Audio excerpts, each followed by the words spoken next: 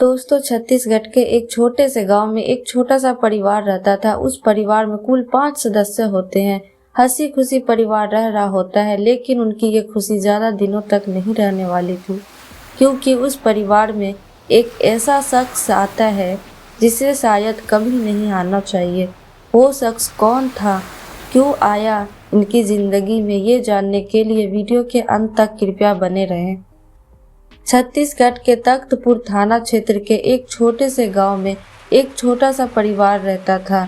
छत्तीसगढ़ बिलासपुर के सकरी इलाके में रोजगार के लिए आता है।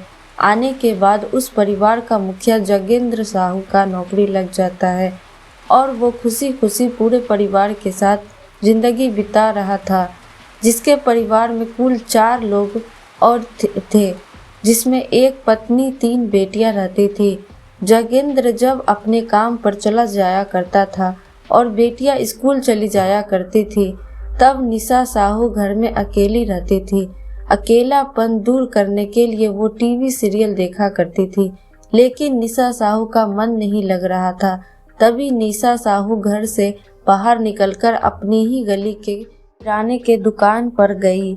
वहाँ कुछ खाने का सामान लेती है और लौट रही होती है। तभी एक नौजवान लड़का निशा साहू को घूर रहा होता है। निशा उसे देखती है और सोचती है, ये मुझसे इतना छोटा है, फिर भी मुझे ऐसे क्यों देख रहा है। उसके बाद शाम हो जाती है, बच्चे स्कूल से घर आ जाते हैं और पति भी काम से घर लौट आता है। फिर सुबह होती है। हर रोज की तरह बच्चे स्कूल जाते हैं और पति काम पर चला जाता है। तभी फिर से एक बार निशा साहू उसी किराने स्टोर पर जाती है। जब लौट रही होती है, तभी देखती है वही लड़का आज फिर से घूर रहा होता है, लेकिन इस बार निशा भी उसे देखती है और मुस्कुराते हुए वहां से गुजर जाती है। निशा छत पर जाकर उस लड़के को इशारा करके घर के पास बुलाती है और अपना मोबाइल नंबर उस लड़के को दे देती है।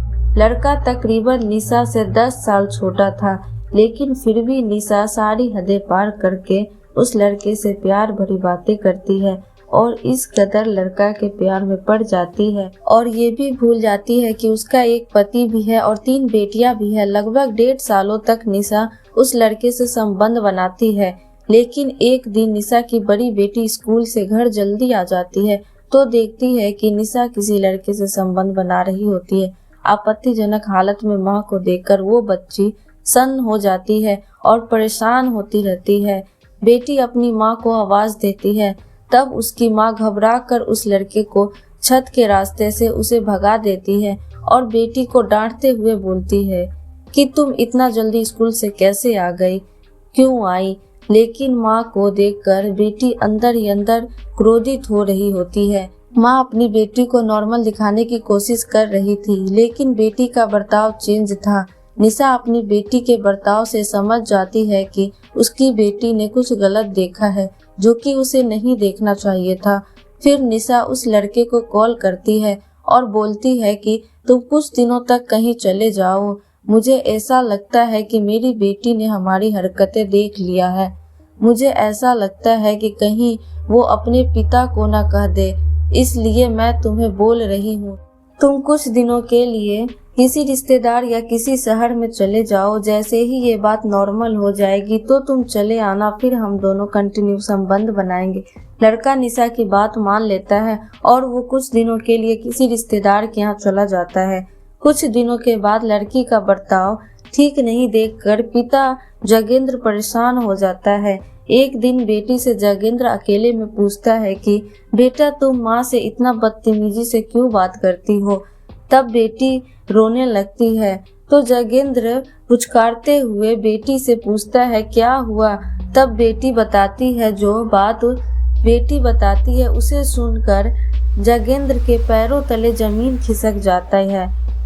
फिर वो बेटी को समझा कर बोलता है कि ये बात तुम किसी से मत कहना, मैं तुम्हारी माँ को समझाऊंगा। फिर जाकर निशा से पूछता है जगेंद्र की ये क्या सुन रहे हैं, तुम मेरे गैर मौजूदगी में किसी गैर लड़के को घर में लाती हो। फिर वो खामोश हो जाती है, निशा कुछ नहीं बोलती। फिर वो निशा को समझाता है। निशा कुछ नहीं जवाब देती और पति का बात नहीं मानती और अपने प्रेमी से नजदीकियां ज्यादा बढ़ा लेती है। कुछ दिन गुजरता है तो एक दिन जगेंद्र काम से जल्दी घर लौट आता है। उसके बाद देखता है कि उसकी पत्नी उसी मोहल्ले के एक लड़के के साथ संबंध बना रही थी। पत्नी को आपत्तिजनक हालत में देखकर जगेंद्र उस लड़के की अच्छे से धुलाई कर देता है। किसी तरह वो लड़का जान बचाकर वहां से भाग जाता है। उसके बाद निशा की जगेंद्र पिटाई करता है। उसके बाद बच्चे को स्कूल से आते ही घर जाने की तैयारी कर लेता है और उसे गांव ले जाता है ताकि उसका परिवार बच सके। कुछ दिन गुजरता है तो एक दिन देखता है कि निशा अपने प्रेमी से फोन पर बात कर रही थी। गुस्से में आग बबूला होकर कुल्हाड़ी उठाकर पत्नी के सर पर वार कर देता है, जिससे पत्नी की मृत्यु मौके पर ही हो जाती है। उसके बाद जगेंद्र थाने पर जाकर सरेंडर कर देता है और थानेदार को बताता है कि मेरी पत्नी का कत्ल मैंने किया है। फिर पुलिस जगेंद्र के बताए हुए स्थल पर जाकर शव को बरामद कर लेता है। उसे पोस्टमार्टम के लिए भेज देता है। जगेंद्र को जेल भेज देती है पुलिस। इस घटना से जगेंद्र या निशा दोनों ही अपने बच्चे के बारे में एक बार भी नहीं सोचा कि उसके बच्चे का क्या होगा। तीनों बेटियां अनाथ हो चुकी है और अंधकार में जिंदगी गुजार रही है। पति का नाम जगेंद्र साहू, पत्नी निशा साहू। तो दोस्तों, ऐसी सच्ची घटना देखने के लिए हमारे चैनल को सब्सक्राइब करें और शेयर करना ना भूलें और कमेंट में ज़रूर बताएं कि आप क्या सोचते हैं ऐसे घटना के बारे में।